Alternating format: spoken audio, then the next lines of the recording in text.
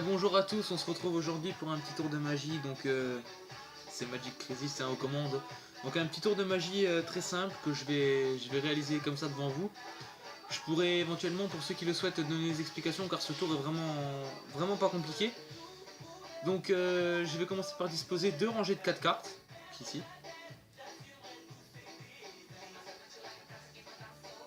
Voilà, deux petites rangées de 4 cartes. Je précise hein, évidemment, bon je l'ai pas précisé mais le paquet est complètement mélangé, hein. C'est un paquet de jeux. Un paquet de jeux de 52 cartes, un paquet totalement normal, sans trucage. Donc, habituellement, j'ai un spectateur avec moi. Bon, là, sur le coup, je n'en ai pas. Donc, habituellement, je demande au spectateur de choisir la rangée qu'il souhaite. Donc, voilà. En général, le spectateur, c'est le spectateur qui l'a choisi, il choisit une rangée de 4 cartes. Bon, là, je vais la sélectionner avec une pièce, en lançant une pièce, parce que, étant donné que je n'ai pas de spectateur, c'est le seul moyen que j'ai trouvé. J'aurais pu faire un autre moyen, mais bon, on aurait pu penser que c'est truqué. Là, au moins, je vais jeter cette pièce. C'est la pièce qui m'indiquera la rangée choisie. Voilà. Bon. Elle est retombée sur le côté, évidemment. Là, on la voit pas. Elle est retombée ici. Bon, pour pas que ça soit trop long, parce que je pourrais recommencer. Mais bon. On va dire que la rangée choisie est la rangée haute. Donc, je vais garder cette rangée haute. Mais le reste des cartes au milieu du paquet, comme ceci. Il me reste donc 4 cartes. Dans la suite du tour, normalement, je demande au spectateur de sélectionner une des 4 cartes en me la montrant. Donc là, effectivement, je vais faire pareil, je vais lancer la pièce. On voit qu'elle a rebondi sur cette carte-là. Bon là, on peut dire ça, je peux tricher parce qu'évidemment, elle aurait pu très bien retomber à droite ou à gauche, mais le spectateur aurait pu prendre une des deux. Donc bon, je vais le refaire comme ça, juste comme ça. Voilà. Donc là, on voit, si je la descends, elle est ici. Bon voilà, pour pas qu'il y ait de trucage, hein, évidemment. On va prendre la carte de droite. Donc, je vais la laisser ici, laisser la pièce dessus. Donc je précise maintenant, je ne toucherai plus cette carte jusqu'à la fin du tour.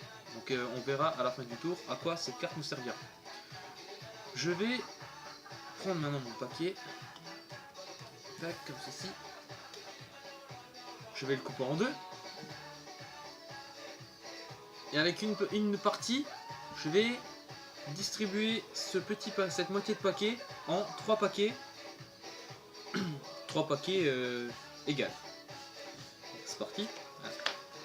Hein, je vais le faire assez rapidement. Hein.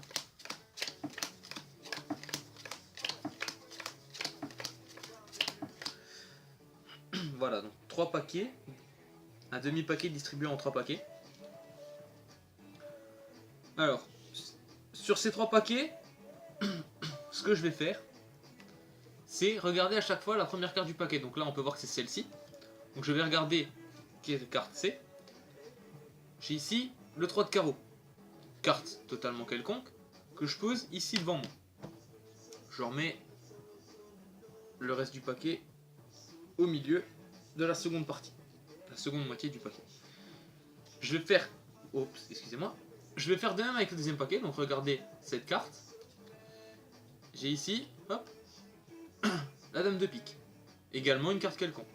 C'est juste pour bien vous montrer qu'en aucun cas, les cartes sont par exemple choisies. On aurait pu penser que en choisissant, je serais tombé peut-être sur des cartes qui suivent, par exemple 5, 6, 7, ou encore mieux 5, 6, 7 de la même couleur, de cœur, de pique, de carreau ou de trèfle.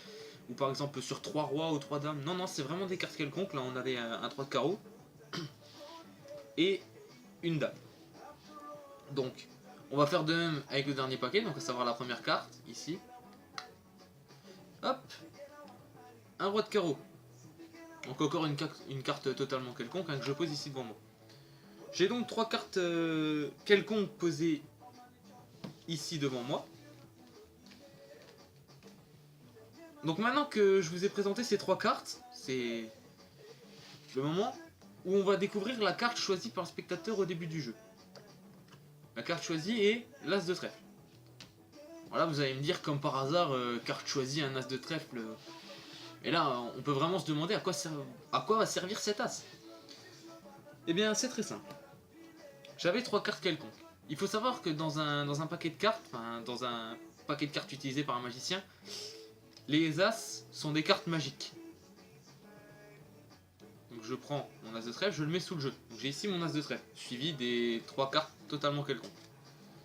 Mais en fait, il faut savoir que en positionnant un as sur un paquet de cartes, Et en faisant une simple passe magique comme ceci, on récupère donc notre as de trèfle choisi au début.